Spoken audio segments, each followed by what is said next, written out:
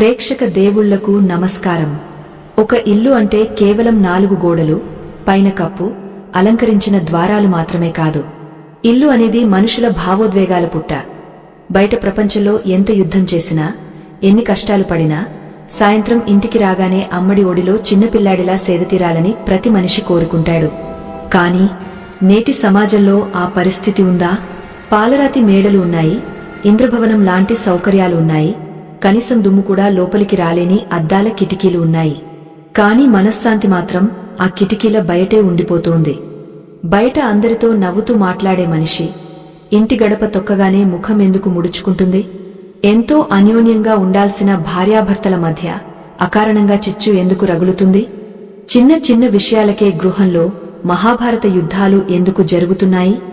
దీనికి కారణం వాస్తు దోషమా, లేక మన ప్రవర్తన దోషమా? శ్రీకృష్ణ పరమాత్మ ద్వాపర యుగంలోనే ఈ సమస్యకు పరిష్కారం చెప్పాడు. కురుక్షేత్ర యుద్ధం ముగిసిన తర్వాత పాండవులు హస్తినకు రాజైన వేళ ధర్మరాజు మనసులో ఒక సందేహం కలిగింది. రాజ్యాలు గెలిచాం, సంపదలు వచ్చాయి, కాని మనిషికి నిజమైన సుఖం ఎక్కడ దొరుకుతుంది అని ఆలోచించి శ్రీకృష్ణుడిని ఏకాంతంగా కలిసినప్పుడు ఒక అద్భుతమైన ప్రశ్న వేశాడు. కృష్ణ, కొందరి ఇళ్లలో సిరిసంపదలు లేకపోయినా నవ్వులు విరబుస్తుంటాయి. మరికొందరి ఇళ్లలో కుబేరుని సంపద ఉన్నా నిత్యం ఏడుపులు, గొడవలే ఉంటాయి. అసలు ఒక గృహంలో కలహాలు ఎందుకు పుడతాయి? ఆ ఇంటి వాస్తు బాగోలేకపోవడం వల్లనా, లేక గ్రహాల ప్రభావమా? ఒక ఇంటిని దేవాలయంలా మార్చాలంటే గృహస్థులు ఏం చేయాలి అని అడిగాడు. అప్పుడు ఆ జగద్గురువు చిరునవ్వు నవ్వి, కేవలం దిక్కులు, మూలలు సరిచూసుకోవడం మాత్రమే వాస్తు కాదు, ఆ ఇంట్లో నివసించే మనుషుల మాట, మనసు, అలవాట్లు సరైన దిశలో ఉండటమే అసలైన గృహవాస్తు అని వివరిస్తూ ప్రతి గృహస్థుడు పాటించాల్సిన పంచసూత్రాలను, అలవాట్లను వివరించాడు. ఆ అద్భుతమైన జ్ఞానాన్ని ఈరోజు మనం తెలుసుకుందాం. శ్రీకృష్ణుడు ధర్మరాజుతో ఇలా అన్నాడు. బావా, ఇల్లు అనేది జడ పదార్థం కాదు, అది ఒక జీవమున్న వ్యవస్థ. నువ్వు ఆ ఇంటికి ఏది ఇస్తావో అది నీకు అదే తిరిగి ఇస్తుంది. గోడలకు చెవులు ఉంటాయని అంటారు కదా, అది కేవలం సామెత కాదు. మనం మాట్లాడే ప్రతి మాట, మన నుంచి వెలువడే ప్రతి నిట్టూర్పు, మన నవ్వు, మన ఏడుపు అన్నీ ఆ ఇంటి గోడల్లో శక్తి రూపంలో నిక్షిప్తమై ఉంటాయి. అందుకే గొడవలు ఎక్కువగా జరిగే ఇంట్లోకి వెళ్లగానే మనకు తెలియకుండానే మనసులో ఏదో బరువు, చిరాకు కలుగుతాయి. అదే సాధువులు, సత్పురుషులుండే ఆశ్రమంలోకి వెళ్లగానే అక్కడ ఏమీ లేకపోయినా మనసు తేలికపడుతుంది. కారణం అక్కడ ఉండే తరంగాలు.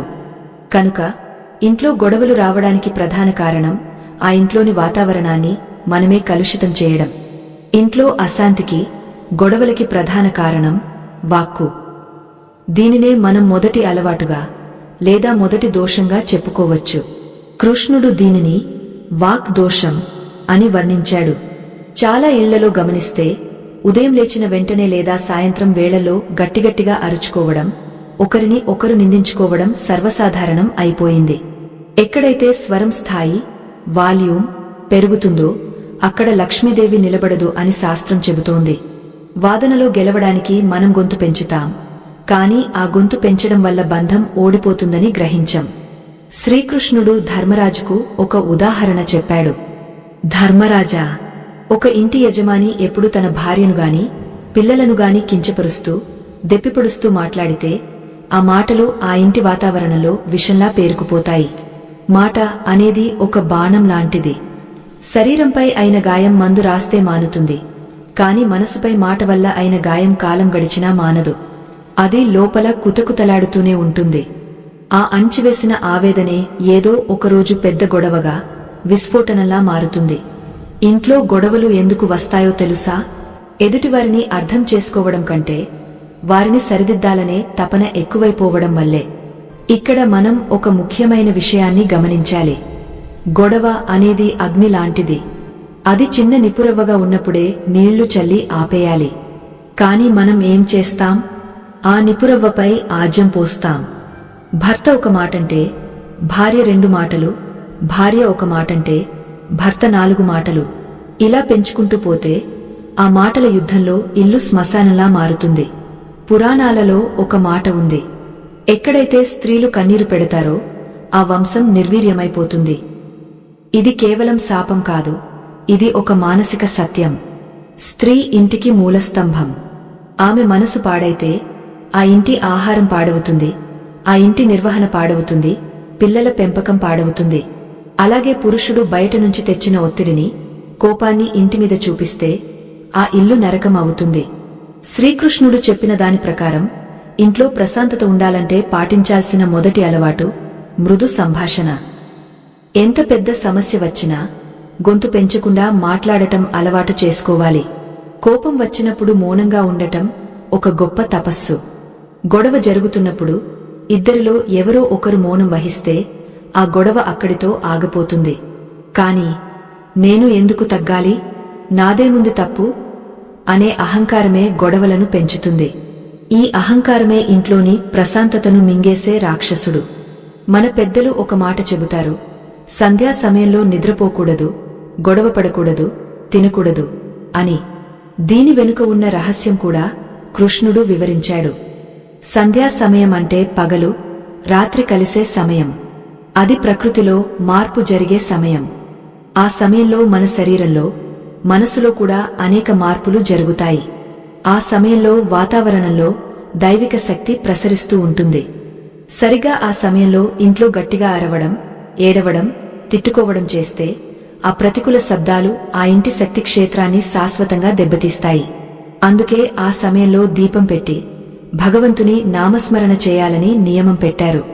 నామస్మరణ వల్ల పుట్టే ప్రకంపనలు ఇంటిని శుద్ధి చేస్తాయి. కానీ ఈ రోజుల్లో ఆ సమయంలోనే టీవీ సీరియల్స్లోని ఏడుపులు లేదా ఆఫీసు నుంచి వచ్చిన చిరాకులు ఇంట్లో తాండవిస్తున్నాయి. మరొక ముఖ్యమైన విషయమేమిటంటే గొడవలు రావడానికి పోలిక ఒక పెద్ద కారణం. పక్కవారి ఇంట్లో అలా ఉంది, మన ఇంట్లో ఇలా లేదు అనే అసంతృప్తి మనిషిని తొలుస్తుంది. కృష్ణుడు అంటాడు, ధర్మరాజా, అసంతృప్తి ఉన్నచోట అలక్ష్మి ఉంటుంది. ఎప్పుడైతే మనం మన జీవితాన్ని ఇతరులతో పోల్చుకుంటామో అప్పుడు మన ఇంట్లో ఉన్న మంచిని చూడలేకపోతాం. లేనిదానికోసం ఏడుస్తూ ఉన్నదానిని అనుభవించలేకపోతాం. భార్య పక్క ఇంటి ఆవిడ చీరతో తనను పోల్చుకోవడం, భర్త తన మిత్రుడి సంపాదనతో తనను పోల్చుకోవడం, తల్లిదండ్రులు తమ పిల్లలను పక్కింటి పిల్లల మార్కులతో పోల్చుకోవడం, ఇవే గొడవలకు మూల విత్తనాలు. ఈ పోలిక అనే విషం ఇంట్లో ప్రవేశించగానే ప్రేమ అనే అమృతం ఆవిరైపోతుంది. ఇంతటి అమూల్యమైన విషయాలను మనం చెప్పుకుంటున్నాం కదా. ఈ మాటలు 10 మందికి చేరితే కనీసం ఒక్క కుటుంబమైనా గొడవల నుంచి బయటపడి ప్రశాంతంగా జీవిస్తుంది కదా. అందుకే ఈ ప్రయత్నం మీకు నచ్చినట్లయితే మన సనాతన ధర్మం పట్ల గౌరవంతో ఈ వీడియోను లైక్ చేసి నలుగురికి పంచండి. మంచిని పంచడం కూడా దైవకార్యమే. ఇక కథలోకి వెళ్తే కృష్ణుడు మరొక ఆసక్తికరమైన అంశాన్ని ప్రస్తావించాడు. అది వస్తువుల పట్ల మమకారం. ఇంట్లో మనుషుల కంటే వస్తువులకు ఎక్కువ విలువ ఇచ్చినప్పుడు గొడవలు తప్పవు. పిల్లలు ఆడుకుంటూ ఏదైనా ఖరీదైన వస్తువు పగలగొట్టారనుకోండి, వెంటనే తల్లిదండ్రులు వారిని కొడతారు, తిడతారు. ఆ వస్తువు విలువ ఎంతో కొంత ఉండవచ్చు, కాని ఆ బిడ్డ మనసు విలువ, ఆ బిడ్డ కన్నిటి విలువ కట్టగలమా? ఒక నిర్జీవమైన వస్తువు కోసం సజీవమైన బంధాన్ని బాధపెట్టడం ఎంతవరకు న్యాయం అని కృష్ణుడు ప్రశ్నిస్తాడు. గృహస్థునికి ఉండాల్సిన లక్షణం సహనం. వస్తువులు వస్తాయి, పోతాయి, కాని బంధాలు, అనుబంధాలు ఒకసారి బీటవారితే మళ్లీ అతుక్కోవు. ధర్మరాజు కృష్ణుడిని మరో ప్రశ్న అడిగాడు. కృష్ణ, నువ్వు చెప్పినట్టు మాటను అదుపులో ఉంచుకున్నాం, పోలికలు మానేశాం. అయినా సరే మనసులో ఏదో తెలియని ఆందోళన, చిరాకు ఎందుకు కలుగుతుంది? కారణం లేకుండానే ఒకరి ముఖం ఒకరికి ఎందుకు నచ్చదు అని. అప్పుడు కృష్ణుడు ఒక రహస్యాన్ని చెప్పాడు. ధర్మరాజా, మనసు అనేది మనం తినే ఆహారం మీద ఆధారపడి ఉంటుంది. ఆహార శుద్ధో సత్వశుద్ధిన్హ. ఆహారం శుద్ధంగా ఉంటేనే మనసు శుద్ధంగా ఉంటుంది. ఇంట్లో గొడవలు రావడానికి వంటిల్లు కూడా ఒక కారణమని నీకు తెలుసా అని అడిగాడు కృష్ణుడు. ధర్మరాజు ఆశ్చర్యపోయాడు. వంటింటికి గొడవలకు సంబంధం ఏమిటి కృష్ణ?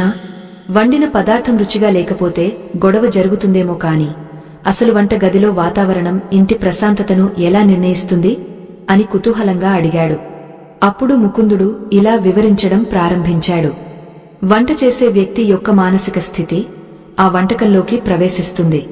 పూర్వం మన ఋషులు ఎవరి చేతి వంట వారు తినేవారు, లేదా స్వచ్ఛమైన మనసున్న వారి చేతి వంట మాత్రమే తినేవారు. ఎందుకంటే వంట చేసేటప్పుడు ఆ వ్యక్తి కోపంగా ఉంటే ఆ కోపం ఆహారంలోకి ఒక సూక్ష్మ తరంగంలా వెళుతుంది. ఆహారాన్ని తిన్న కుటుంబ సభ్యులకు కారణం లేకుండానే కోపం వస్తుంది.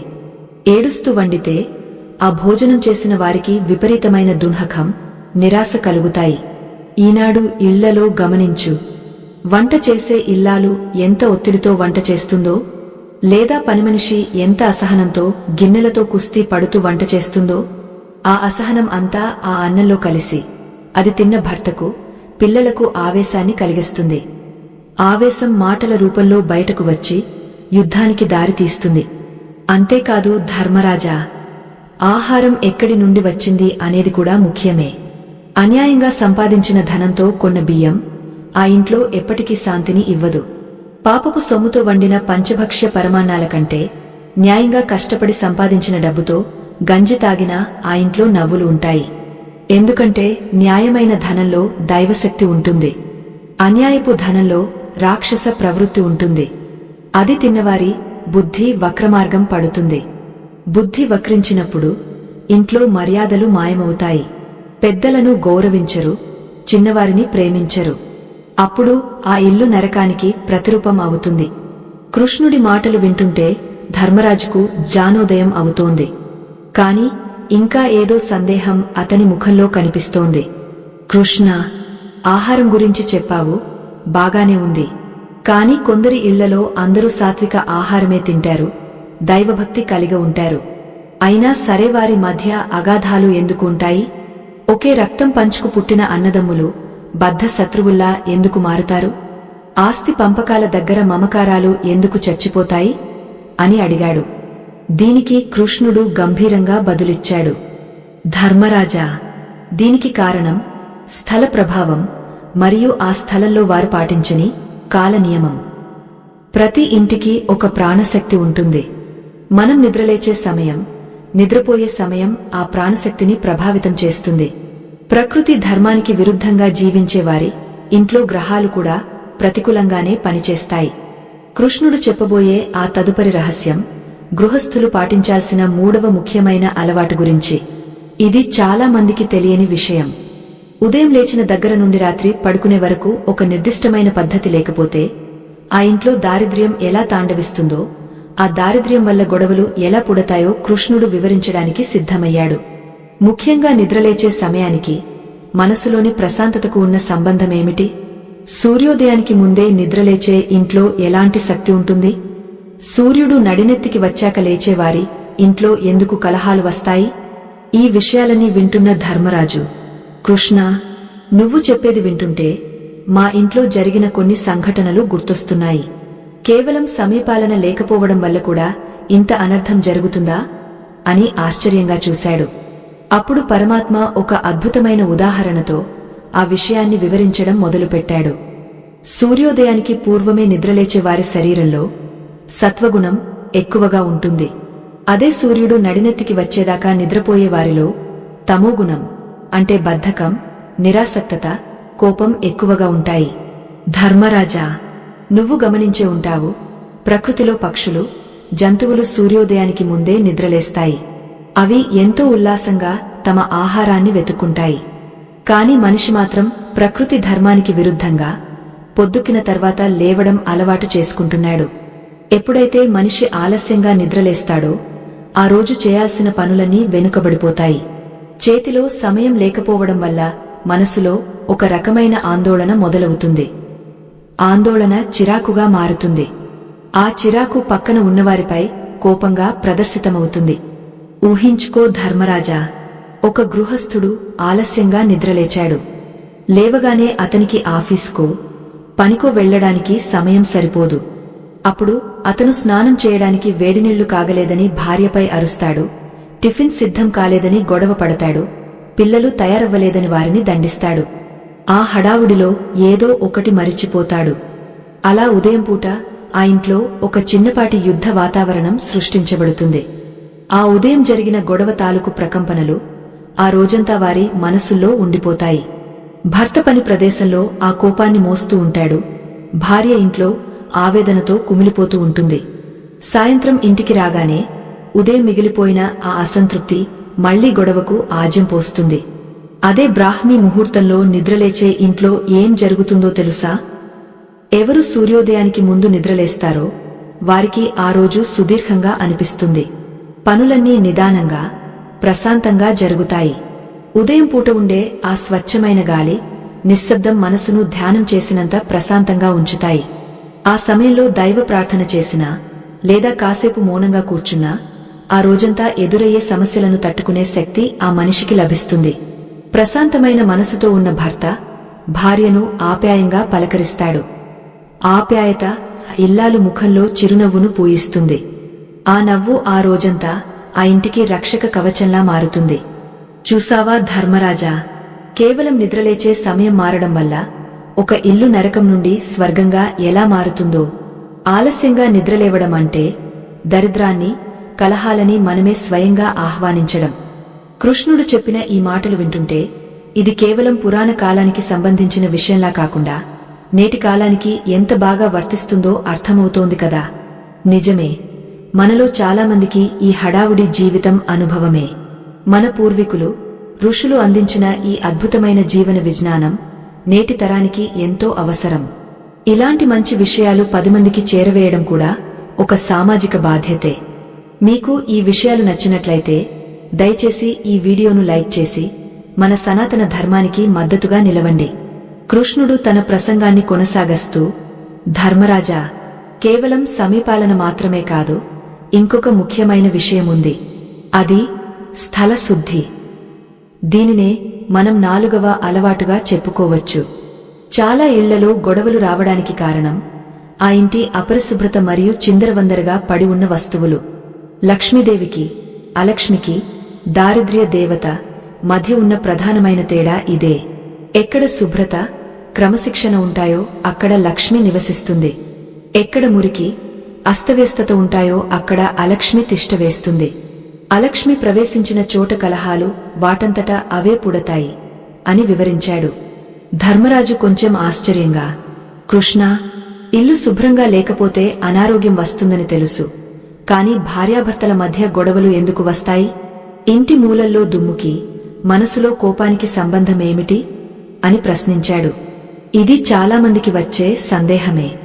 అప్పుడు కృష్ణుడు నవ్వి, బావా, బాహ్య ప్రపంచం అంతరంగిక ప్రపంచానికి అద్దం లాంటిది.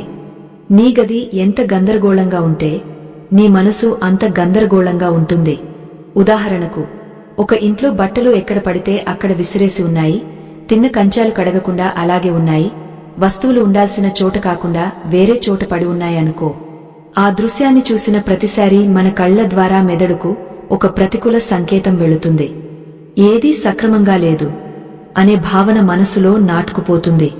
అది మనకు తెలియకుండానే ఒత్తిడిని పెంచుతుంది. ఆఫీసు నుంచి అలసిపోయి వచ్చిన భర్తకు చిందరవందరగా ఉన్న ఇల్లు కనిపించగానే విశ్రాంతి దొరకదు సరికదా, చిరాకు రెట్టింపు అవుతుంది. ఆ చిరాకులో ఇల్లు ఎందుకు ఇలా ఉంది అని అరుస్తాడు. దానికి భార్య, నాకు మాత్రం పనులు ఉండవా అని సమాధానమిస్తుంది. అక్కడ మొదలవుతుంది అసలు గొడవ. అంతేకాదు ధర్మరాజా, విరిగిపోయిన వస్తువులను, పనికిరాని సామాన్లను ఇంట్లో దాచుకోవడం కూడా మహా అనర్థం. చాలామంది ఎప్పటికైనా పనికొస్తుందిలే అని పాడైపోయిన కుర్చీలు, పగిలిన అద్దాలు, ఆగపోయిన గడియారాలు, చినిగిపోయిన బట్టలు ఇంట్లో మూలల్లో కుక్కి ఉంచుతారు. ఇవి ఆ ఇంట్లోని ప్రాణశక్తి ప్రవాహానికి అడ్డుకట్ట వేస్తాయి. పగిలిన అద్దంలో ముఖం చూసుకుంటే మన రూపం వికృతంగా కనిపిస్తుంది. అలాగే విరిగిపోయిన వస్తువులు ఉన్న ఇంట్లో మనసు కూడా వికృతంగా మారుతుంది. ఆగిపోయిన గడియారం ఆ ఇంటి అభివృద్ధిని ఆపేస్తుంది. ఆ ప్రదేశంలో స్తబ్దత ఏర్పడుతుంది. ఆ స్తబ్దత నిరాశను కలిగిస్తుంది. నిరాశలో ఉన్న మనిషి ప్రేమను పంచలేడు, కేవలం విషాన్ని మాత్రమే చిమ్మగలడు. అందుకే పండుగలకు మనం ఇంటిని శుభ్రం చేసుకుని పాత వస్తువులను బయట పారేస్తాం. అది కేవలం ఆచారం కాదు, ఇంటి వాతావరణాన్ని రీఛార్జ్ చేసే ఒక ప్రక్రియ. మరొక రహస్యం చెబుతా విను. మంచం కింద చెత్తాచెదారం, పాత చెప్పులు, చీపుర్లు పెట్టడం కొందరికి అలవాటు. నిద్రించే మంచం కింద ఇలాంటి వస్తువులు ఉంటే ఆ మనిషికి పీడకలలు వస్తాయి, నిద్ర సరిగా పట్టదు. నిద్రలేమి మనిషిని రాక్షసుడిగా మారుస్తుంది. పడకగది అనేది ప్రశాంతతకు నిలయం. అక్కడ కేవలం ప్రశాంతమైన వస్తువులు, లేత రంగులు, సువాసనలు మాత్రమే ఉండాలి. కాని ఈ రోజుల్లో పడకగదిలోనే గొడవలు పెట్టుకుంటున్నారు. పడుకునే ముందు గొడవ పడితే ఆ కోపంతోనే నిద్రపోతారు. ఆ కోపం ఉపచేతన మనసులో ముద్రించుకుపోతుంది. అది వారి బంధాన్ని లోపలి నుండి తొలిచేస్తుంది. కాబట్టి ఇల్లు అద్దంలా మెరవకపోయినా పర్వాలేదు, కాని ఏ వస్తువు ఎక్కడ ఉండాలో అక్కడ ఉండాలి. గాలి, వెలుతురు ధారాళంగా రావాలి. అప్పుడే ఆ ఇంట్లో సానుకూల శక్తి ప్రవహిస్తుంది. కృష్ణుడు చెప్పిన 4వ సూత్రం చాలా స్పష్టంగా ఉంది. ఇంటి వాతావరణం ఆ ఇంట్లో నివసించే వారి మానసిక స్థితిని నేరుగా ప్రభావితం చేస్తుంది.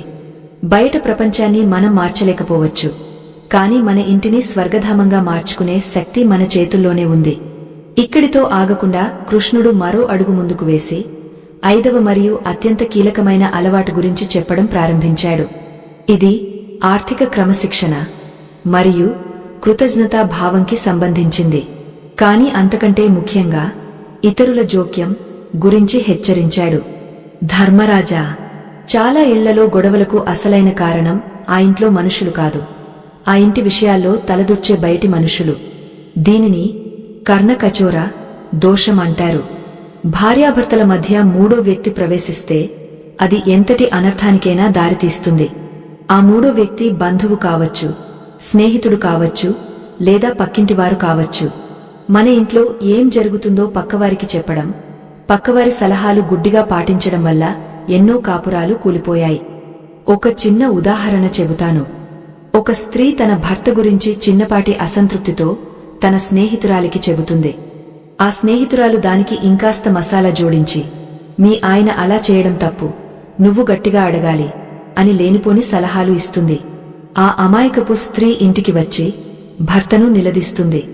అలాగే భర్త కూడా తన ఇంటి విషయాలను స్నేహితులతో పంచుకుని వారు చెప్పిన విషపూరితమైన మాటలను విని భార్యను అనుమానిస్తాడు.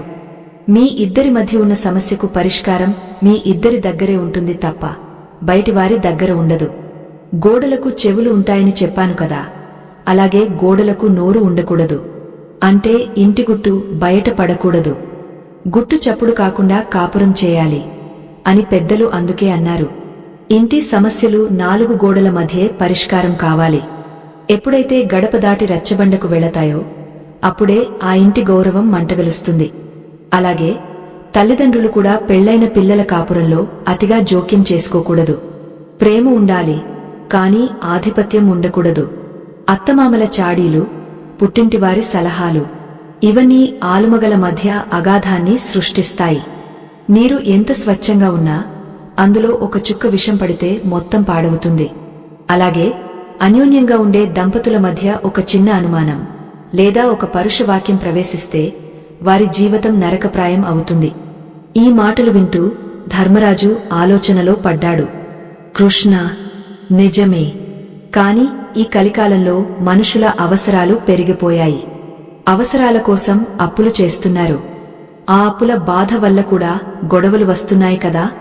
ధనం మూలం ఇదం జగత్ అన్నారు. మరి ధనం లేని ఇంట్లో శాంతి ఎలా ఉంటుంది? ఆర్థిక సమస్యల వల్ల వచ్చే గొడవలను ఎలా ఆపాలి అని ఒక ఆచరణాత్మకమైన ప్రశ్న వేశాడు.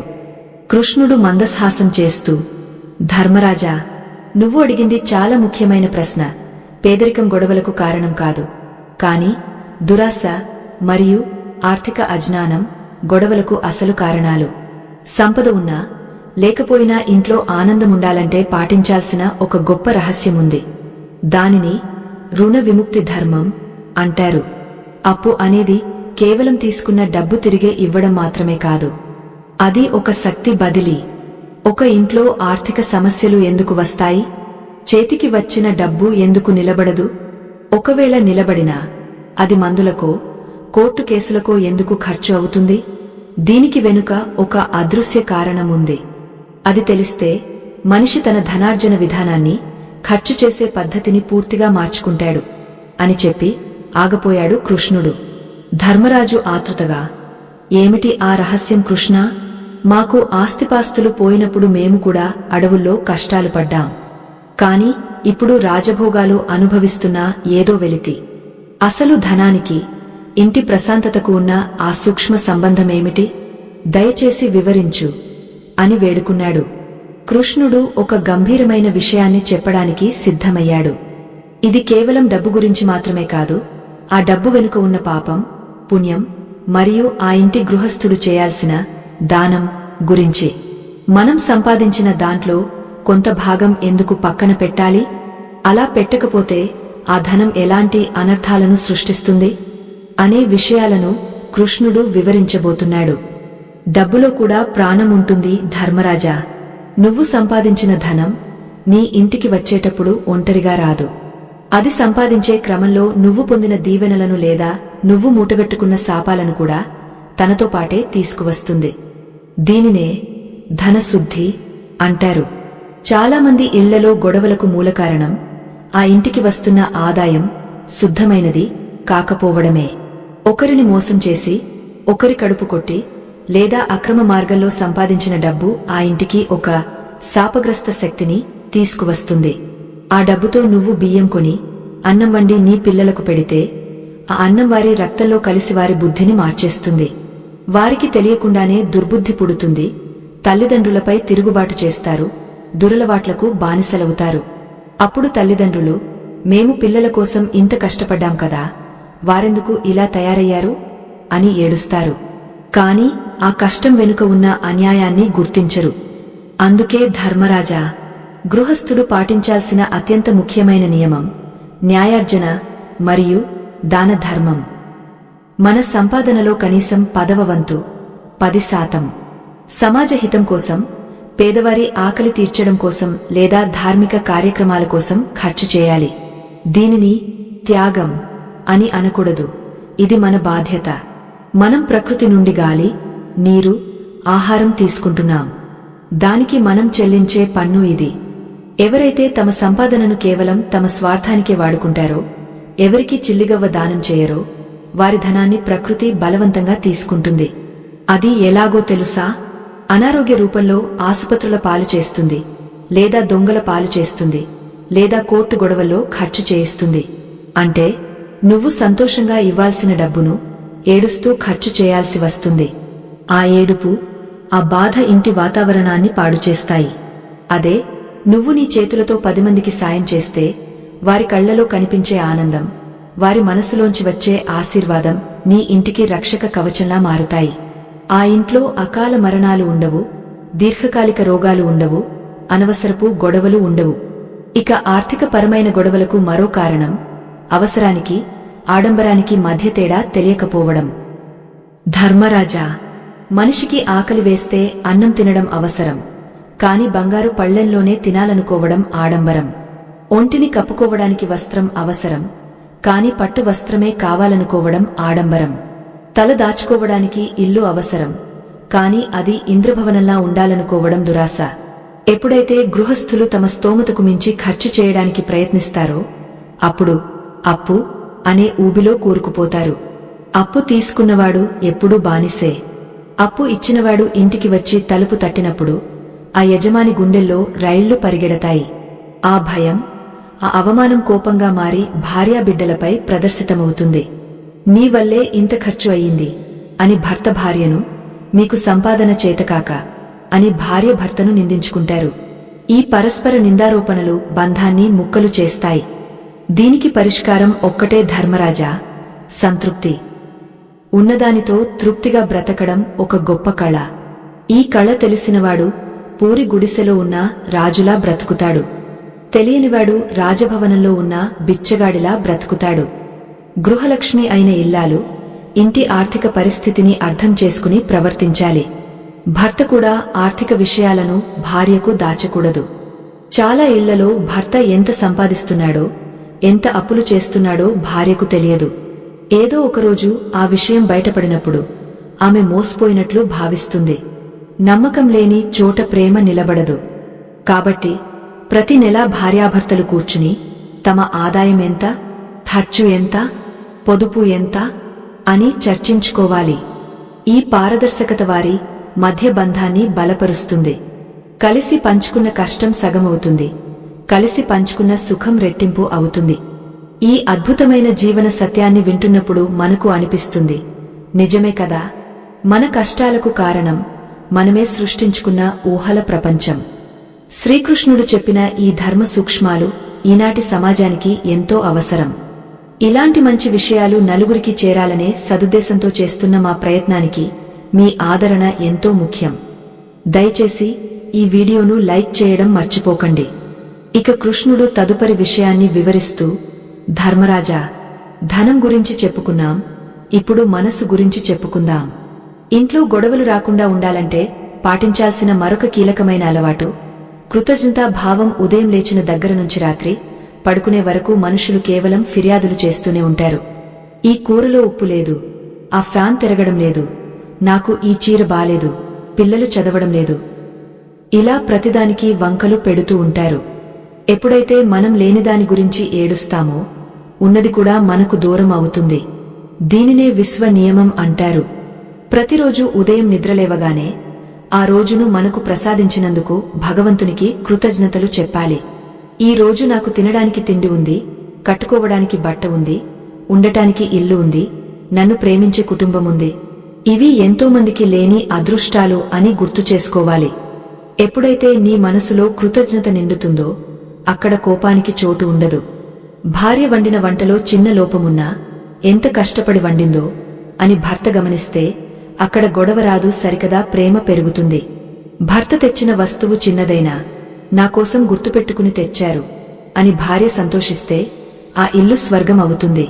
ఒకరినొకరు మెచ్చుకోవడం, చిన్న సాయం చేసినా ధన్యవాదాలు చెప్పుకోవడం వంటి చిన్న చిన్న అలవాట్లు ఆ ఇంటి వాతావరణాన్ని పూర్తిగా మార్చేస్తాయి. విమర్శ విషం లాంటిది, ప్రశంస అమృతం లాంటిది. మీ ఇంట్లో మీరు దేనిని చల్లుతున్నారు, అమృతాన్నా విషాన్నా అనేది మీరే నిర్ణయించుకోవాలి. అప్పుడు ధర్మరాజు ఒక ఆసక్తికరమైన సందేహం వెలిబుచ్చాడు. కృష్ణ, నువ్వు చెప్పినవన్నీ మేము పాటిస్తున్నాం అనుకో. మేము మంచిగా ఉన్నాం, ధర్మంగా సంపాదిస్తున్నాం, కృతజ్ఞతతో ఉన్నాం. కాని ఒక్కోసారి బయటివారు ఇంటికి వచ్చినప్పుడు లేదా బంధువులు వచ్చినప్పుడు వారు వెళ్ళాక ఇంట్లో ఉన్నట్టుండి వాతావరణం మారిపోతుంది. పిల్లలు ఏడుస్తారు, పెద్దలకు తలనొప్పి వస్తుంది, కారణం లేకుండా గొడవలు జరుగుతాయి. దీనిని లోకంలో దిష్టి లేదా నరుల దృష్టి అంటారు కదా. అసలు ఇది నిజమేనా? ఒకరి చూపు మా ఇంటి ప్రశాంతతను దెబ్బతీస్తుందా? దీని నుండి మా ఇంటిని ఎలా కాపాడుకోవాలి అని అడిగాడు. శ్రీకృష్ణుడు చిరునవ్వుతో, ధర్మరాజా, ఇది మూఢనమ్మకం కాదు, ఇది ఒక శక్తి శాస్త్రం. ఈ సృష్టి అంతా శక్తిమయం. మనిషి కంటికి ఒక విద్యుత్ అయస్కాంత శక్తి ఉంటుంది. ప్రేమగా చూసే చూపులో అమృతముంటుంది, అసూయగా చూసే చూపులో విషముంటుంది. దీనినే పెద్దలు నరుడి కంటికి నల్లరాయి కూడా పగులుతుంది అని చెప్పారు. ఒక ఇల్లు చాలా ఆనందంగా సిరిసంపదలతో కళకళలాడుతూ ఉంటే అది చూసి ఓర్వలేని వారి కళ్ల నుండి వెలువడే ప్రతికూల తరంగాలు ఆ ఇంటి రక్షణ వలయాన్ని ఛేదించుకుని లోపలికి ప్రవేశిస్తాయి. ఆ తరంగాలు ఆ ఇంట్లోని బలహీనమైన మనసున్న వారిపై, ముఖ్యంగా చిన్న పిల్లలపై, పెంపుడు జంతువులపై లేదా గృహ యజమాని ఆరోగ్యంపై ప్రభావం చూపిస్తాయి. అతిథి మర్యాద అనేది మన ధర్మం. ఇంటికి ఎవరు వచ్చినా సాదరంగా ఆహ్వానించాలి, వారికి మంచినీరు, ఆహారం ఇవ్వాలి. ఎందుకంటే అతిథి దేవో భవ అన్నాం. వచ్చిన అతిథి మనసు తృప్తి చెందితే వారి నుండి వచ్చే ఆశీర్వాదం ఆ దిష్టి దోషాన్ని పోగొడుతుంది. కాని ఎవరైతే మనసులో అసూయ పెట్టుకుని పైకి నవ్వుతూ వస్తారో వారి వల్ల ప్రమాదం పొంచి ఉంటుంది. వారు వెళ్లిన వెంటనే ఇంట్లో ఒక రకమైన బరువు, నిస్తేజం ఆవహిస్తాయి. అప్పుడు గృహస్థులు అప్రమత్తంగా ఉండాలి. ఆ ప్రతికూల శక్తిని వెంటనే బయటకు పంపేయాలి. దీనికి పెద్దలు కొన్ని సులభమైన, శాస్త్రీయమైన పద్ధతులు చెప్పారు. ధర్మరాజా, గడపకు పసుపు కుంకుమలు ఎందుకు రాస్తారో తెలుసా? పసుపు క్రిమినాశిని మాత్రమే కాదు, అది ఒక దివ్యమైన శక్తి కవచం. బయటి నుండి వచ్చే వారి కాళ్లకు ఉన్న దుమ్ముతో పాటు వారిలో ఉన్న ప్రతికూల శక్తిని కూడా ఆ పసుపు అడ్డుకుంటుంది. అందుకే గడప తొక్కేటప్పుడు పసుపును చూస్తే మనసులో ఉన్న దుర్భావనలు తగ్గుతాయని ఒక నమ్మకం. అలాగే ఇంటి ముఖద్వారం వద్ద గుమ్మడికాయ లేదా నిమ్మకాయలు కట్టడం వెనుక కూడా ఒక రహస్యముంది. గుమ్మడికాయకు ప్రాణశక్తిని గ్రహించే గుణం చాలా ఎక్కువ. అది గాలిలో ఉన్న నెగటివ్ ఎనర్జీని తనలోకి లాగేసుకుని ఇంట్లోకి రాకుండా కాపాడుతుంది. అది కుళ్ళిపోయినప్పుడు వెంటనే మార్చేయాలి, ఎందుకంటే అది విషాన్ని నింపుకుంది కాబట్టి. కాని అన్నింటికంటే శక్తివంతమైన పరిష్కారం ఒకటి ఉంది. అదే సాయంకాల దీపారాధన మరియు సాంబ్రాణి ధూపం. సాయంత్రం వేళ ఇంట్లో దీపం వెలిగించి సాంబ్రాణి లేదా గుగ్గలం ధూపం వేస్తే ఆ పొగ ఇంటి మూలమూలలా వ్యాపించి అక్కడ దాగ ఉన్న దుష్ట శక్తులను, క్రిములను తరిమికొడుతుంది. ఆ సువాసన మనసును ప్రశాంతపరుస్తుంది. ఎక్కడ సువాసన ఉంటుందో అక్కడ లక్ష్మి ఉంటుంది, ఎక్కడ దుర్వాసన ఉంటుందో అక్కడ దారిద్ర్యం ఉంటుంది. అందుకే ఇల్లు ఎప్పుడూ సుగంధభరితంగా ఉండాలి. కృష్ణుడు ఇంకా లోతుగా వివరిస్తూ, ధర్మరాజా, దృష్టి దోషం అనేది బయటివారి వల్లే కాదు, ఒక్కోసారి ఇంట్లో వారి వల్ల కూడా కలుగుతుంది. దీనిని ఆత్మదృష్టి అంటారు. అద్దంలో తమను తాము చూసుకుని మురిసిపోయినా, లేదా నాకు ఏ లోటు లేదు అని అతిగా గర్వపడినా ఆ గర్వమే ఒక దోషమై తగులుతుంది. అందుకే ఎప్పుడూ వినయంగా ఉండాలి. ఇదంతా భగవంతుని దయ అనుకునే వారికి ఏ దిష్టి తగలదు. అహంకారం ఉన్నచోటే ఆఘాతం ఉంటుంది. అయితే ధర్మరాజా, ఇవన్నీ బాహ్య కారణాలు. కాని ఇంటి పునాదులనే కదిలించే మరొక రహస్యమైన శక్తి ఉంది. అది మన కంటికి కనిపించదు, కాని ఆ శక్తిని మనం నిర్లక్ష్యం చేస్తే ఎన్ని పూజలు చేసినా, ఎంత సంపాదించినా ఇంట్లో సుఖముండదు. ఆ శక్తి ఎవరో కాదు, మన పూర్వీకులు, అంటే మన పితృదేవతలు. చాలా ఇళ్లలో గొడవలకు, వంశం వృద్ధి చెందకపోవడానికి, పిల్లలకు పెళ్లిళ్లు కాకపోవడానికి ప్రధాన కారణం పితృదోషం. మన పెద్దల ఫోటోలు కేవలం గోడకు అలంకారాలు కాదు, వారు మన ఇంటిని కాపాడే అదృశ్య రక్షక భటులు. వారిని మనం ఎలా గౌరవిస్తున్నాం? వారికి పెట్టాల్సిన తిలోదకాలు, ఇవ్వాల్సిన మర్యాద ఇవ్వకపోతే ఏం జరుగుతుంది? అసలు పితృదోషముందని ఎలా గుర్తించాలి? అది ఉన్న ఇంట్లో ఎలాంటి విపరీతమైన పరిస్థితులుంటాయి? కృష్ణుడు అడిగిన ఈ ప్రశ్నలు ధర్మరాజు గుండెల్లో గుబులు రేపాయి. ఎందుకంటే యుద్ధంలో ఎంతోమంది చనిపోయారు. వారికి సరైన కర్మలు జరిగాయో లేదో అనే సందేహం అతనికి వచ్చింది. కృష్ణ, పితృదోషం ఇంత ప్రమాదకరమా? మరి దాని నుండి బయటపడటమేలా? మా ఇంటి పెద్దలు సంతోషంగా ఉన్నారో లేదో మాకు ఎలా తెలుస్తుంది అని భయంగా అడిగాడు. అప్పుడు కృష్ణుడు పితృదేవతల గురించి, వారి ఆశీర్వాదం యొక్క గొప్పతనం గురించి, మరియు వారిని ప్రసన్నం చేసుకునే అత్యంత సులభమైన మార్గాల గురించి వివరించడానికి సిద్ధమయ్యాడు. ఈ విషయం తెలియక నేటికి ఎంతోమంది ఇళ్లలో నరకం అనుభవిస్తున్నారు. ఆ రహస్యమేమిటో, ఆ పరిహారం ఏమిటో కృష్ణుడు చెప్పబోతున్నాడు. గుర్తించాలో తెలుసా? ఆ ఇంట్లో ఎప్పుడూ ఒక రకమైన నిశ్శబ్దముండదు. గోడల నుంచి శబ్దాలు రావడం, పడుకుంటే పీడకలలు రావడం, ఇంట్లో ఎప్పుడూ ఎవరో ఏడుస్తున్నట్లు అనిపించడం, లేదా ఇంట్లోని పెద్దవారు తరచూ అనారోగ్యం పాలవ్వడం జరుగుతుంది. మరి దీనికి పరిష్కారమేమిటి? పెద్దలకు కావలసింది ఆర్భాటాలు, ఆడంబరాలు కాదు. వారికి కావలసింది తిలోదకాలు మరియు స్మరణ. ప్రతి అమావాస్య రోజున వారిని తలుచుకుని ఒక నలుగురు పేదలకు అన్నదానం చేస్తే, లేదా ఆవులు, కాకులకు ఆహారం పెడితే వారు తృప్తి చెందుతారు. కాకికి అన్నం పెట్టడమంటే మన పితృదేవతలకు ఆకలి తీర్చడమే అని శాస్త్రం చెబుతోంది. ఎవరైతే తమ తల్లిదండ్రులు బ్రతికున్నప్పుడు వారిని బాగా చూసుకుంటారో, చనిపోయిన తర్వాత వారి పేరు మీద దానధర్మాలు చేస్తారో, ఆ ఇంట్లోకి ఏ దుష్టశక్తి ప్రవేశించలేదు. పితృదేవతల ఆశీర్వాదముంటే గ్రహ దోషాలు కూడా తొలగిపోతాయి. కాబట్టి గొడవలు తగ్గుముఖం పట్టాలంటే ముందుగా మీ ఇంటి పెద్దలను గౌరవించడం, స్మరించడం నేర్చుకోండి. ఇక తదుపరి విషయం దేవతాస్థానం, అంటే పూజగది. ధర్మరాజా, ఇంటికి గుండెకాయ వంటిది పూజగది. చాలా ఇళ్లలో గొడవలకు కారణం ఆ పూజగదిని నిర్లక్ష్యం చేయడమే. కొందరు పూజగదిని ఒక సామాను గదిలా వాడుతుంటారు. పాత పుస్తకాలు, పనికిరాని వస్తువులు అక్కడ పెడతారు. దేవుడి పటాలకు దుమ్ము పట్టినా తుడవరు. దీపం పెట్టే కుందులు జిడ్డుగా ఉంటాయి. ఎండిపోయిన పూలు రోజుల తరబడి అలాగే ఉంటాయి. ఇది మహాదోషం. దేవుడు మన భక్తికి బానిస, కాని అశుభ్రతకు కాదు. ఎక్కడైతే పూజగది కళకళలాడుతూ ఉంటుందో అక్కడ సానుకూల శక్తి ఉత్పన్నమవుతుంది. ఆ శక్తి ఇల్లంతా ప్రవహిస్తుంది. ముఖ్యంగా ధర్మరాజా, పూజగదిలో విరిగిపోయిన విగ్రహాలు లేదా పగిలిన పటాలు అస్సలు ఉంచకూడదు. అవి ఆ ఇంట్లో కలహాలను సృష్టిస్తాయి. అలాగే ఉగ్రరూపంలో ఉన్న దేవతామూర్తులను, ఉదాహరణకు ఉగ్ర నరసింహుడు, కాళికాదేవి ఉగ్రరూపం ఇంటి పూజగదిలో పెట్టుకోకూడదు. శాంత మూర్తులను మాత్రమే ఆరాధించాలి. ఉగ్రరూపాలు దేవాలయాల్లో పూజించడానికి మాత్రమే అర్హమైనవి. ఇంట్లో శాంతి కావాలంటే శాంత స్వరూపులనే పూజించాలి. అలాగే నిత్యం ఉదయం, సాయంత్రం దీపం వెలిగించడం వల్ల అగ్ని దేవుడు ఆ ఇంటిని శుద్ధి చేస్తాడు. దీపం వెలుతురు జ్ఞానానికి సంకేతం. ఆ వెలుతురు చూడగానే మనసులోని అజ్ఞానం, కోపం నశిస్తాయి. ఎవరి ఇంట్లో అయితే దీపం కొండెక్కుతుందో, ఆరిపోతుందో ఆ ఇంట్లో అంధకారం అలుముకుంటుంది. అందుకే దీపం ఎప్పుడూ వెలుగుతూ ఉండేలా చూసుకోవాలి.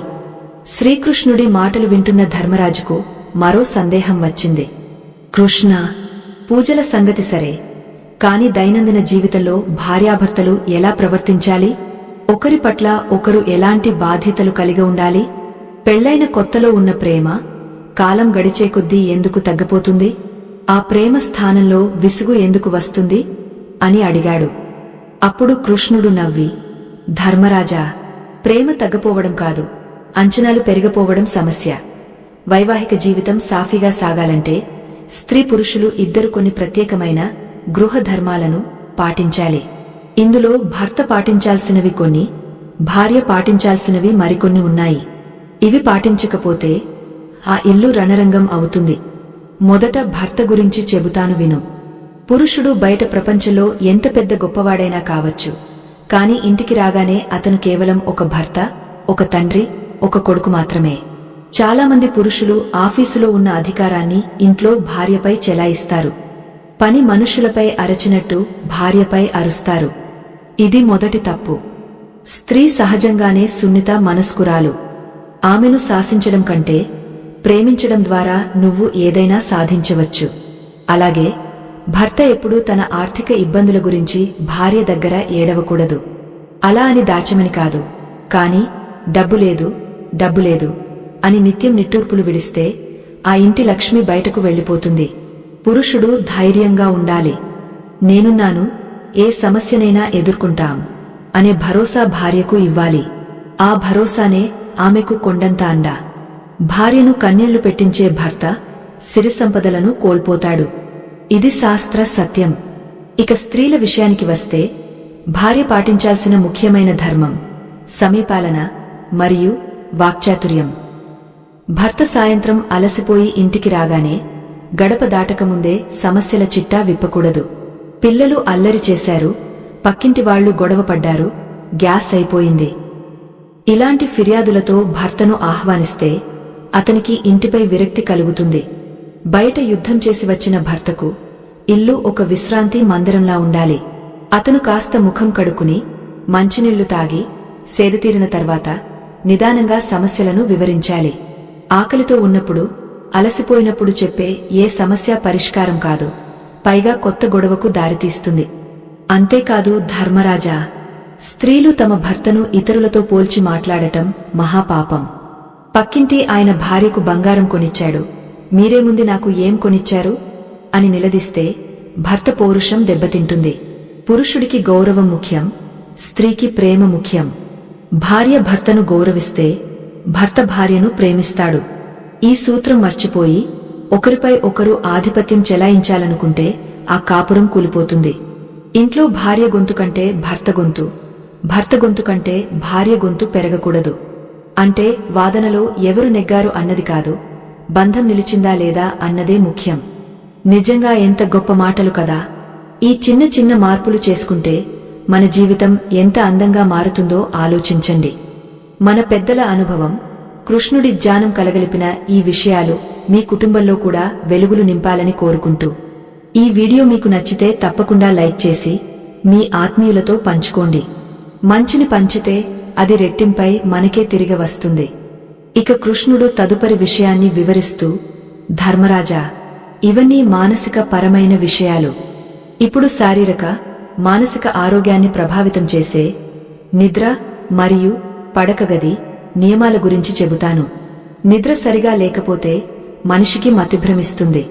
ఇంట్లో గొడవలకు సగం కారణం నిద్రలేమి లేదా సరిగ్గా నిద్రపోకపోవడం.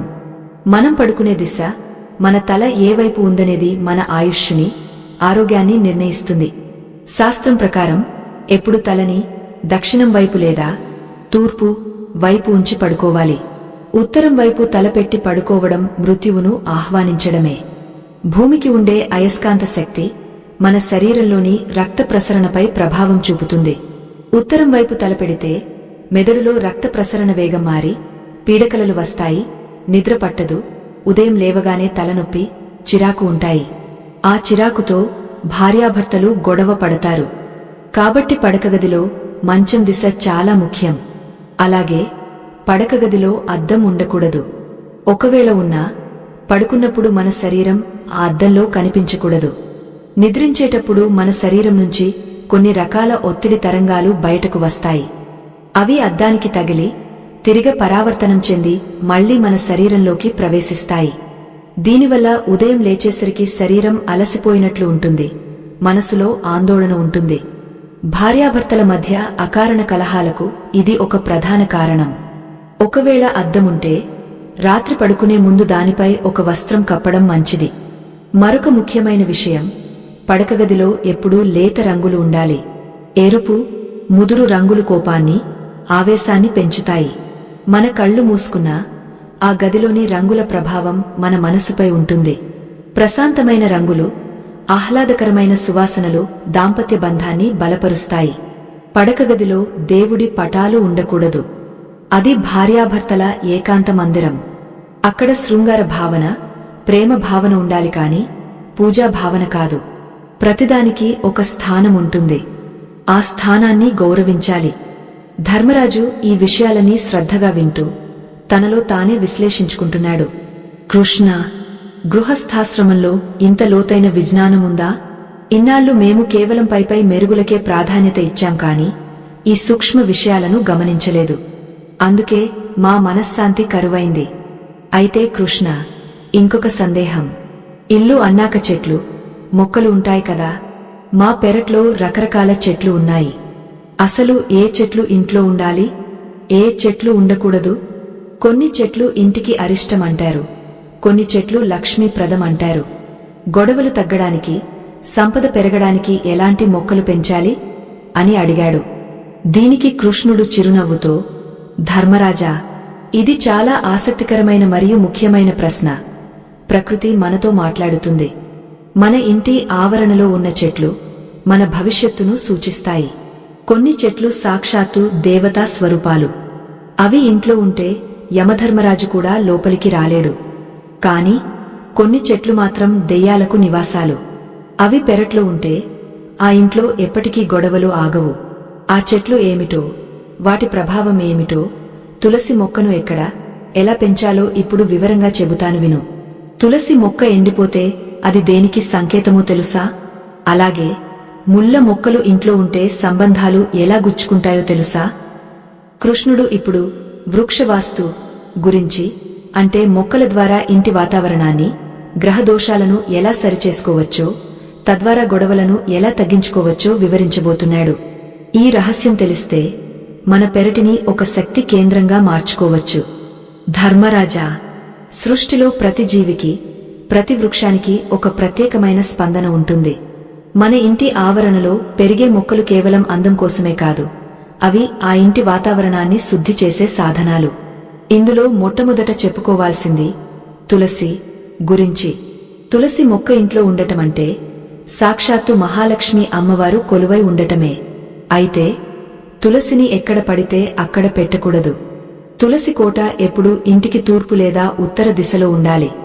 తులసి మొక్క నుండి వచ్చే గాలి ఆ ఇంట్లో ఉండే విషక్రిములను నాశనం చేయడమే కాకుండా మనుషుల మనసులో ఉన్న కల్మషాన్ని కూడా పోగొడుతుంది. ముఖ్యంగా గమనించాల్సిన విషయమేమిటంటే, ఒకవేళ ఇంట్లో పచ్చగా ఉన్న తులసి మొక్క నీళ్లు పోస్తున్నా సరే అకస్మాత్తుగా ఎండిపోతే అది ఒక దుస్సగుణంగా భావించాలి. అంటే ఆ ఇంటి మీదకు ఏదో పెద్ద గండం లేదా తీవ్రమైన దృష్టి దోషం వచ్చిందని అర్థం. ఆ చెడు ప్రభావాన్ని తులసిమాత తన మీదకు తీసుకుని ఇంటి సభ్యులను కాపాడి తాను ప్రాణత్యాగం చేస్తుంది. అలా జరిగినప్పుడు భయపడకూడదు. వెంటనే ఆ ఎండిన మొక్కను తీసి పారేసి కొత్త మొక్కను నాటి ఇంటికి సంప్రోక్షణ, శుద్ధి చేసుకోవాలి. తులసిని ఎవరైతే భక్తితో పూజిస్తారో వారి ఇంట అకాల మరణాలు సంభవించవు. భార్యాభర్తల మధ్య గొడవలు తగ్గుతాయి.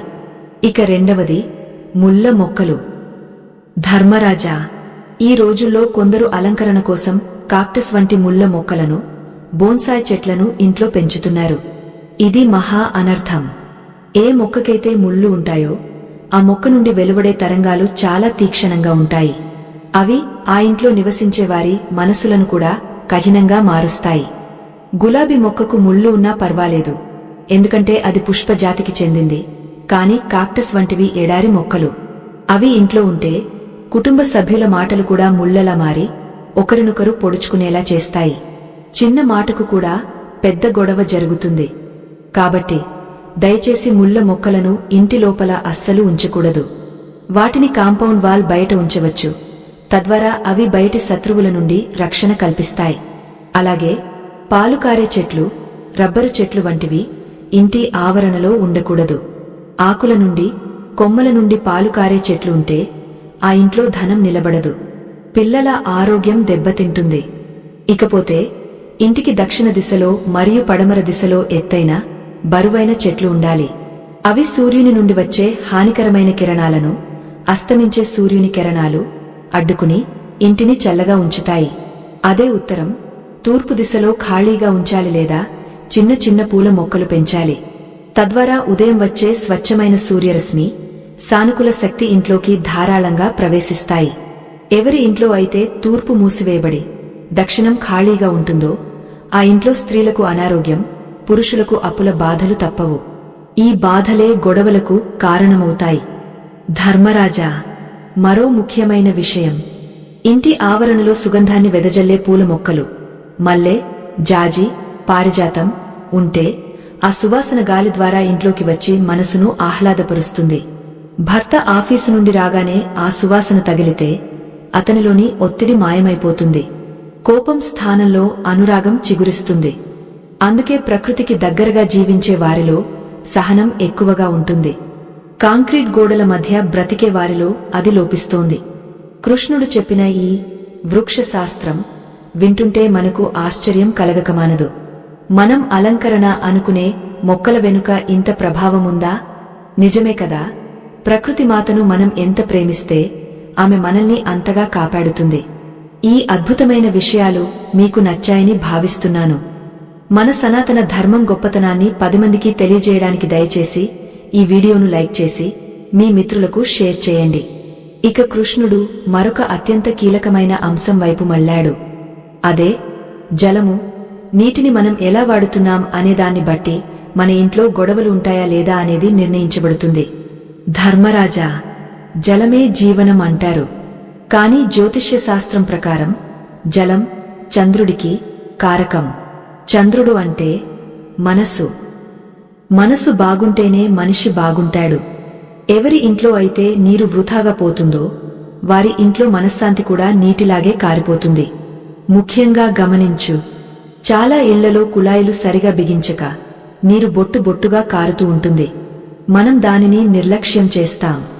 కాని ఆ కారిపోయే ప్రతి నీటి బొట్టు నీ సంపాదన కరిగిపోవడానికి సంకేతం.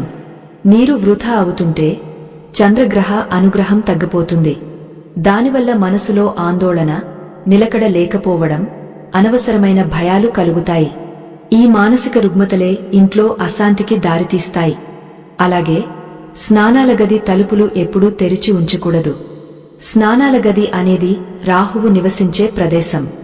అక్కడి నుండి వచ్చే శక్తి చాలా ప్రతికూలంగా ఉంటుంది. ఆ తలుపులు తెరిచి ఉంచితే ఆ నెగటివ్ ఎనర్జీ ఇల్లంతా వ్యాపించి భార్యాభర్తల మధ్య కలహాలను సృష్టిస్తుంది. అలాగే ఇంట్లో తడి బట్టలు ఎక్కువసేపు ఉంచకూడదు. స్నానం చేసిన వెంటనే తడి బట్టలు ఉతికి ఆరేయాలి. తడి బట్టలు గుట్టగా పేరుకుపోతే ఆ తేమ ఆ ఇంట్లో బద్ధకాన్ని పెంచుతుంది. బద్ధకమున్న చోట లక్ష్మి ఉండదు. శుభ్రమైన నీటిని ఈశాన్య మూలలో ఒక పాత్రలో ఉంచితే అది ఇంటికి శుభాన్ని కలిగిస్తుంది. ఆ నీటిని ప్రతిరోజూ మారుస్తూ ఉండాలి. ధర్మరాజు ఈ విషయాలను ఏకాగ్రతతో వింటూ, కృష్ణ, అద్భుతం! నీరు మనసును ఇంతలా ప్రభావితం చేస్తుందా? మరి ఇంట్లో అప్పటికే గొడవలు జరుగుతుంటే వాటిని ఆపడానికి ఏదైనా తక్షణ పరిష్కారముందా? అంటే మందు వేస్తే జ్వరం తగ్గనట్టు ఏదైనా చిన్న క్రియ చేస్తే కోపం తగ్గుతుందా అని అడిగాడు. శ్రీకృష్ణుడు నవ్వి, ఉంది ధర్మరాజా, సముద్ర గర్భంలో పుట్టిన ఉప్పు అద్భుతమైన శక్తి ఉంది. ఉప్పు కేవలం రుచికే కాదు, రుగ్మతలను పోగొట్టడానికి కూడా పనిచేస్తుంది. ఉప్పుకు ప్రతికూల శక్తిని లాగేసుకునే గుణముంది. పాతకాలంలో ఇంటికి ఎవరైనా వచ్చి వెళితే లేదా పిల్లలకు దిష్టి తగిలితే ఉప్పుతో దిష్టి తీసేవారు గుర్తుందా? అది మూఢనమ్మకం కాదు. ఎవరి ఇంట్లో అయితే నిత్యం గొడవలు జరుగుతున్నాయో వారు ఒక చిన్న పని చేయాలి. ఇంటిని శుభ్రం చేసేటప్పుడు ఆ నీటిలో కొంచెం కల్లు ఉప్పు వేసి ఆ నీటితో ఇల్లు తుడవాలి. వారానికి కనీసం 2 సార్లు, మంగళవారం, శుక్రవారం ఇలా చేస్తే ఆ ఉప్పు ఇంట్లో నేలపై పేరుకుపోయిన నెగటివ్ వైబ్రేషన్స్ ను పూర్తిగా గ్రహిస్తుంది. ఇల్లు తుడిచిన తర్వాత ఆ నీటిని ఇంటికి దూరంగా పారబోయాలి. ఇలా చేయడం వల్ల ఇంట్లో వాతావరణం తేలికపడుతుంది, గొడవలు తగ్గుముఖం పడతాయి. అలాగే ఒక గాజు గ్లాసులో లేదా పింగాణి పాత్రలో కల్లు ఉప్పు వేసి దానిని స్నానాల గదిలో లేదా పడక గదిలో ఒక మూల ఉంచాలి. ఆ ఉప్పు గాలిలోని తేమతో పాటు అక్కడ ఉన్న చెడు శక్తిని కూడా పీల్చుకుంటుంది. ఆ ఉప్పు రంగు మారినప్పుడు లేదా నీరుగా మారినప్పుడు దానిని తీసి డ్రైనేజీలో పారేసి మళ్లీ కొత్త ఉప్పు నింపాలి. ఇది చాలా చిన్న చిట్కా, కానీ దీని ఫలితం అద్భుతంగా ఉంటుంది. ఉప్పుతో పాటు పసుపు నీళ్లు చల్లడం కూడా ఇంటిని పవిత్రం చేస్తుంది. ఇక వీటన్నింటికంటే ముఖ్యమైనది జంతువుల పట్ల ప్రేమ. ధర్మరాజా, ఎవరి ఇంట్లో అయితే మూగజీవాలు ఆకలితో అలమటిస్తాయో లేదా ఎవరైతే వీధి కుక్కలను, పశువులను కొడతారో వారి వంశం వృద్ధి చెందదు. మన సనాతన ధర్మంలో గోమాతకు మొదటి ముద్ద పెట్టాలని ఎందుకు చెప్పారో తెలుసా? ఆవులో 3,000,000 దేవతలు ఉంటారు. ఆవుకు అరటిపండుగాని ఆకుకూరలుగాని తినిపిస్తే సాక్షాత్తు గ్రహ దోషాలన్నీ తొలగిపోతాయి. అలాగే ఇంటి బయట కుక్కలకు ఆహారం పెట్టడం వల్ల రాహుకేతు దోషాలు పోతాయి, శని ప్రభావం తగ్గుతుంది. శనిదేవుడు శాంతిస్తే ఇంట్లో కష్టాలు, గొడవలు వాటంతటా అవే మాయమవుతాయి. మేడమీద పక్షులకు నీళ్లు, గింజలు పోయడం వల్ల బుధ గ్రహ అనుగ్రహం కలుగుతుంది. దీనివల్ల వ్యాపారంలో లాభాలు వస్తాయి, పిల్లల చదువు బాగుంటుంది. చూసావా ధర్మరాజా, మన ఇంటి శాంతి మన చుట్టూ ఉన్న జీవరాశితో ఎలా ముడిపడి ఉందో. కృష్ణుడి మాటలు వింటున్న ధర్మరాజుకు మరో కీలకమైన సందేహం వచ్చింది. బహుశా ఇది ప్రతి తల్లిదండ్రులకు వచ్చే సందేహమే. కృష్ణ, నువ్వు చెప్పినవన్నీ పెద్దల గురించి, కాని ఈ రోజుల్లో పిల్లల ప్రవర్తన కూడా గొడవలకు కారణం అవుతోంది. పిల్లలు తల్లిదండ్రుల మాట వినడం లేదు, మొండిగా తయారవుతున్నారు, పెద్దలను ఎదిరిస్తున్నారు. అసలు పిల్లలు ఎందుకు ఇలా ప్రవర్తిస్తారు? వారిలో మార్పు రావాలంటే తల్లిదండ్రులుగా మేమేం చేయాలి? పిల్లల పెంపకంలో మేము చేస్తున్న తప్పులు ఏమిటి అని అడిగాడు. అప్పుడు కృష్ణుడు గంభీరంగా, ధర్మరాజా, పిల్లలు దేవుడిచ్చిన వరం. వారు పచ్చి మట్టిలాంటివారు. మనం వారిని ఎలా మలిస్తే అలా తయారవుతారు. పిల్లల ప్రవర్తన సరిగా లేదంటే దానికి 90% కారణం తల్లిదండ్రుల ప్రవర్తనే. పిల్లలు మీరు చెప్పేది వినరు, మీరు చేసేది చూసి నేర్చుకుంటారు. దీనిని అనుకరణ అంటారు. ఒక ఇంట్లో తండ్రి తల్లిని గౌరవించకుండా ఆమెపై అరుస్తూ, కొడుతూ ఉంటే అది చూసి పెరిగిన కొడుకు భవిష్యత్తులో తన భార్యతో అలాగే ప్రవర్తిస్తాడు. ఆడపిల్ల అయితే మగవాళ్లు ఇలాగే ఉంటారు అని భయపడిపోతుంది లేదా ద్వేషం పెంచుకుంటుంది. ముఖ్యంగా తల్లిదండ్రులు పిల్లల ముందు ఎప్పుడూ గొడవ పడకూడదు. ఇది బంగారు నియమం. మీకు ఏవైనా విభేదాలు ఉంటే గది తలుపులు వేసుకుని మాట్లాడుకోండి. కాని పిల్లల ముందు ఒకరిని ఒకరు కించపరుచుకుంటే పిల్లల మనసులో అభద్రతా భావం కలుగుతుంది. నాకు రక్షణ ఇచ్చేవారే కొట్టుకుంటున్నారు, ఇక నన్నెవరు కాపాడతారు అనే భయం వారిని ఆవహిస్తుంది.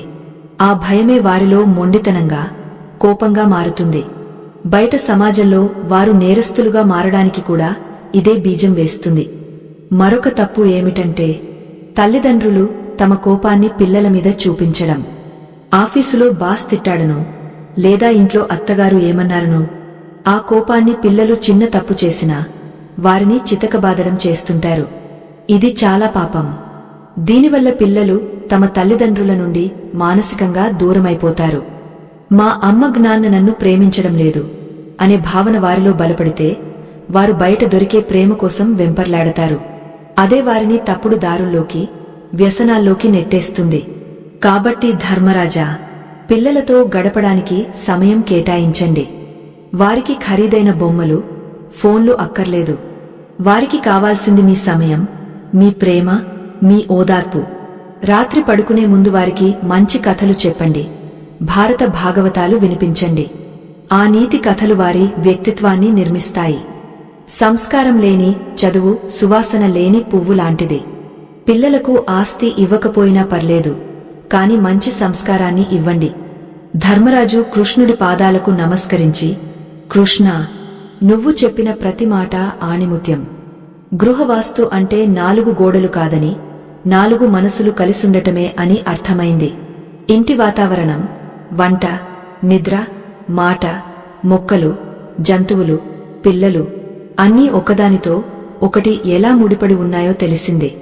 కాని మాధవా, ఈ కలియుగంలో మనిషికి సమయం తక్కువ, ఒత్తిడి ఎక్కువ. ఈ నియమాలని గుర్తుపెట్టుకుని పాటించడం కొందరికి కష్టం కావచ్చు. మరి వీటన్నింటినీ తమలో ఇముడ్చుకున్న ఒకే ఒక బ్రహ్మాస్త్రం లాంటి అలవాటు ఏదైనా ఉందా? అంటే రోజు మొత్తం ఎలా ఉన్నా రాత్రి పడుకునే ముందుగాని లేదా ఉదయం లేవగానే గాని ఒక చిన్న పని చేయడం వల్ల ఈ దోషాలన్నీ పోయి ఇల్లు ప్రశాంతంగా మారే ఆఖరి రహస్యం ఏదైనా ఉందా అని అడిగాడు.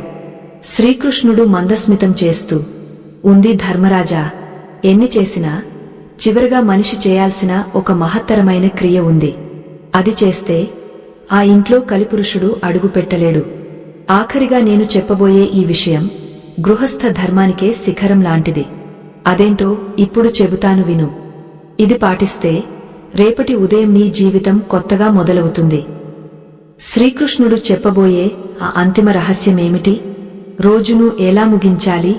నిద్రపోయే ముందు మనసును ఎలా శూన్యం చేసుకోవాలి? ఆ ఒక్క అలవాటుతో జీవితాన్ని ఎలా జయించవచ్చు? ఈ అద్భుతమైన తెలుసుకుందాం. ధర్మరాజా, ఆ బ్రహ్మాస్త్రం పేరే క్షమాగుణం మరియు ఈశ్వర అర్పణ. దీనిని మించిన శాంతి మంత్రం ఈ సృష్టిలో మరొకటి లేదు. రోజు మొత్తం మనం ఎన్నో పనులు చేస్తాం, ఎంతో మందితో మాట్లాడతాం. ఆ క్రమంలో మనకు తెలియకుండానే కొందరిని బాధిస్తాం, మరికొందరు మనల్ని బాధిస్తారు. ఆ బాధను, ఆ కోపాన్ని అలాగే మనసులో మోస్తూ నిద్రపోవడం అనేది విషం తాగినట్టే లెక్క. రాత్రి నిద్రపోయే ముందు మనసును శూన్యం చేసుకోవాలి. అదే గృహస్థునికి ఉండాల్సిన అత్యున్నత లక్షణం. దీనికి ఒక చిన్న ప్రక్రియ ఉంది. ప్రతి రాత్రి పడుకునే ముందు మంచం మీద కూర్చుని కేవలం 2 నిమిషాలు కళ్ళు మూసుకోవాలి. ఆ రోజు ఉదయం నుంచి రాత్రి వరకు జరిగిన సంఘటనలను ఒక సినిమా రీల్ లాగా గుర్తు తెచ్చుకోవాలి. అందులో ఎవరైనా నిన్ను అవమానించి ఉంటే లేదా నీకు కోపం తెప్పించి ఉంటే వారిని మనసులోనే తలుచుకుని, భగవంతుడా, వారికి మంచి బుద్ధిని ప్రసాదించు, నా మనసులోని కోపాన్ని తొలగించు, నేను వారిని మనస్ఫూర్తిగా క్షమిస్తున్నాను అని అనుకోవాలి. దీనినే క్షమాపణ అంటారు. ఎదుటివారు తప్పు చేశారా లేదా అన్నది ముఖ్యం కాదు. ఆ ద్వేషం అనే నిప్పు నీ గుండెల్లో రగులుతూ నిన్ను కాల్చేయకూడదు అంటే వారిని క్షమించి వదిలేయడమే ఏకైక మార్గం. అలాగే ఒకవేళ ఆ రోజు నీ వల్ల ఎవరైనా బాధపడి ఉంటే వారి ముఖాన్ని గుర్తు తెచ్చుకుని, నా అజ్ఞానం వల్ల నిన్ను నొప్పించాను, దయచేసి నన్ను క్షమించు అని మానసికంగా వేడుకోవాలి. ఇలా చేయడం వల్ల నీ కర్మబంధాలు తెగిపోతాయి, మనసు తేలికపడుతుంది. ఆ తర్వాత ఆ రోజు చేసిన పనులన్నింటినీ, వాటి ఫలితాలను, లాభం లేదా నష్టం, ఆనందం లేదా బాధ ఆ పరమాత్మ పాదాల దగ్గర వదిలేయాలి. కృష్ణ, ఈ రోజు నా ద్వారా నువ్వు చేయించిన పనిని నీకే అర్పితం చేస్తున్నాను. కృష్ణార్పణం. రేపు అనేది నీ దయ, ఈ రాత్రి నా బాధ్యత నీది అని సంపూర్ణంగా శరణాగతి చెందాలి. ధర్మరాజా, నిద్ర అనేది ఒక చిన్న మరణం. నిద్రలో మనం ఎవరో మనకే తెలియదు. అంతటి నిస్సహాయ స్థితిలోకి వెళ్లే ముందు మనసులో పగలు, ప్రతీకారాలు, ఈర్ష్యలు పెట్టుకుని వెళితే అవి ఉపచేతన మనసులో బలంగా నాటుకుపోతాయి. అవి మరుసటి రోజు ఉదయం రెట్టింపు వేగంతో మొలకెత్తుతాయి. కాని ఎవరైతే రాత్రి పడుకునే ముందు అందరినీ క్షమించి భగవంతుని నామాన్ని స్మరిస్తూ నిద్రలోకి జారుకుంటారో వారి నిద్ర యోగనిద్ర అవుతుంది. ఉదయం లేవగానే వారి ముఖంలో ఒక దివ్యమైన తేజస్సు ఉంటుంది. ఆ తేజస్సు చూసిన వారికి కోపం రాదు, ప్రేమ కలుగుతుంది. ఇది అసలైన రహస్యం. ముఖ్యంగా భార్యాభర్తలు గుర్తుంచుకోవాల్సిన విషయం ఒకటి ఉంది. ఎంత పెద్ద గొడవ జరిగినా సూర్యుడు అస్తమించేలోపే లేదా కనీసం నిద్రపోయేలోపే ఆ గొడవను అంతం చేయాలి.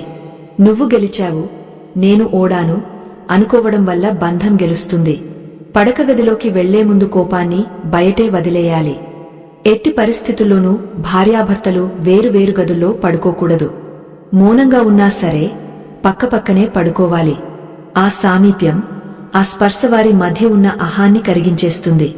తెల్లారేసరికి ఆ గొడవ మంచులా కరిగిపోతుంది. కాని పంతానికి పోయి వేరుగా పడుకుంటే ఆ రాత్రి వారి మధ్య పెరిగే దూరం జీవితకాలం పూడ్చలేనంత అగాధంగా మారుతుంది.